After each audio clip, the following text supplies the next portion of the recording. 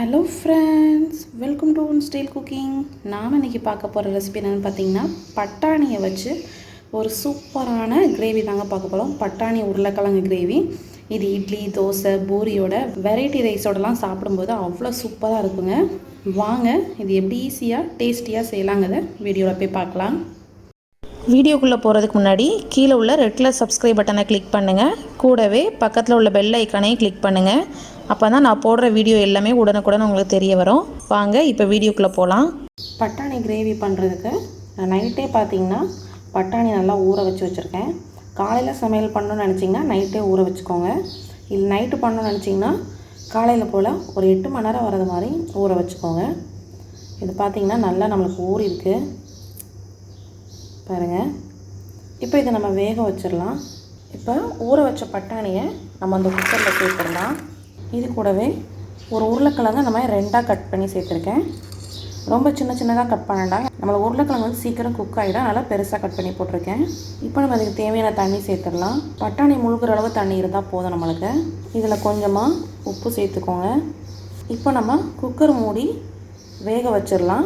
இதை வந்து ஒரு 5 விசில் வரைக்கும் நல்லா வேக வைங்க. அப்போ தான் நல்லா நம்மளுக்கு குக் ஆகும். பட்டாணி கிரேவி பண்ணுறதுக்கு இப்போ கடாயில் நம்ம ஆயில் சேர்த்துக்கலாம். ஒரு குளிக்கரண்டி அளவு ஆயில் சேர்த்துக்கோங்க. ஆயில் சூடானதும் கொஞ்சம் பட்டை, 2 ஏலக்காய், 2 கிராம்பு சேர்த்துக்கோங்க.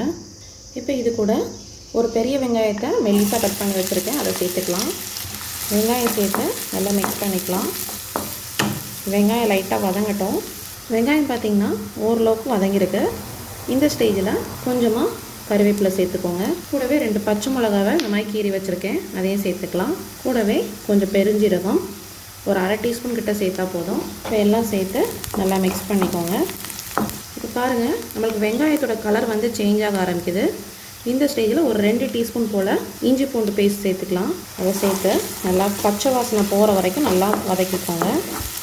இது ஒரு நிமிஷம் நல்லா வதங்கட்டும். இப்போ பாருங்கள், நல்லா வதங்கிடுச்சு. இப்போ இதில் நம்ம மசாலா ஆட் பண்ணிடலாம். இதில் ஒரு 1 டீஸ்பூன் போல் ரெட் சில்லி பவுடர் சேர்க்குறேன். நீங்கள் நார்மல் மிளகாத்தூள் யூஸ் பண்ணிங்கன்னா உங்களுக்கு காரத்துக்கு ஏற்றலாம் சேர்த்துக்கோங்க. இது கூடவே 1 ஸ்பூன் கொத்தமல்லி பவுடர், ஒரு 1/2 டீஸ்பூன் போல் கரம் மசாலா சேர்த்துக்கிறேன். எல்லாம் சேர்த்து நல்லா மிக்ஸ் பண்ணிக்கோங்க. மிக்ஸ் பண்ணிவிட்டு நம்ம தக்காளி சேர்த்துக்கலாம். இப்போ இதில் ஒரு தக்காளியை நல்லா கிரைண்ட் பண்ணி வச்சுருக்கேன். நல்லா பெரிய தக்காளி. சின்ன தக்காளியாக இருந்தால் 2 சேர்த்துக்கோங்க. இது கூடவே நம்ம தேவையான உப்பு சேர்த்துக்கலாம். நம்ம பட்டாணி வேகிறப்போ உப்பு சேர்த்து தான் வேக வச்சுருக்கோம், அதனால் கம்மியாக சேர்த்துக்கோங்க. இப்போ நல்லா மிக்ஸ் பண்ணிடலாம். தக்காளி வந்து நம்ம அரைச்சி சேர்த்ததுனால நம்மளுக்கு கிரேவி கன்சிஸ்டன்சி நல்லா கிடைக்கும். அதே சமயத்தில் தக்காளி வந்து நல்லா நம்மளுக்கு குக் ஆகணும். அப்போ தான் நம்மளுக்கு அந்த பச்சை வாசனைலாம் போய் நம்மளுக்கு சாப்பிட்றப்ப ரொம்ப நல்லாயிருக்கும். அந்த எண்ணெய்லாம் நல்லா பிரிஞ்சு வரணும் நம்மளுக்கு. இப்போ எல்லாம் சேர்த்து நல்லா மிக்ஸ் பண்ணியாச்சு. இப்போ இதை மூடி வச்சு கரெக்டாக ஒரு 3 மினிட்ஸ் குக் பண்ணுங்கள். நம்மளுக்கு ரா ஃப்ளேவர் எல்லாம் போயிடும். பாருங்கள், நம்மளுக்கு இந்த ஆயிலெலாம் நல்லா பிரிஞ்சு வந்திருக்கு. தக்காளியோட ரா ஃப்ளேவரும் நல்லா போயிருக்கு. இந்த ஸ்டேஜில் நம்ம வேக வச்சுருக்கோம்ல பட்டாணி, அதை சேர்த்துக்கலாம். உங்ககிட்ட ஃப்ரெஷ் பட்டாணி இருந்ததுன்னா நீங்கள் அதை டைரெக்டாக கூட குக் பண்ணாமலே இந்த ஸ்டேஜில் ஆட் பண்ணிடலாம். இப்போ நான் பட்டாணி மட்டும் சேர்த்துக்கிறேன். அதில் தண்ணி இருந்துச்சுன்னா அதோட சேர்த்துக்கோங்க. பாருங்கள், பட்டாணி நமக்கு நல்லா குக் ஆகிருக்கு. பட்டாணியை சேர்த்து மிக்ஸ் பண்ணிடலாம். பட்டாணியோட ஃப்ளேவர் பார்த்திங்கன்னா ரொம்பவே இந்த கிரேவிக்கு சூப்பராக இருக்குங்க. இது பூரி, சப்பாத்தி, ரைஸ் வெரைட்டிஸ் கூட ரொம்ப நல்லாயிருக்கும்.